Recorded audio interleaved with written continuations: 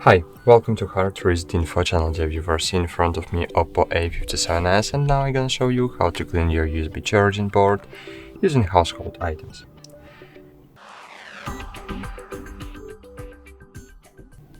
So firstly, remember one rule. Never use metal objects to clean the connectors so as not to damage your USB charging port and the charging mechanism itself.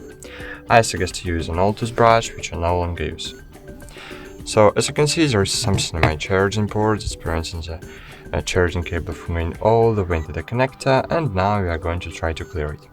So firstly, take the brush in your hand and insert one part of the brush into the connector. Then just pry the dirt out. Great, that's it. Thanks for watching, like this video, subscribe to our channel, and bye. See you.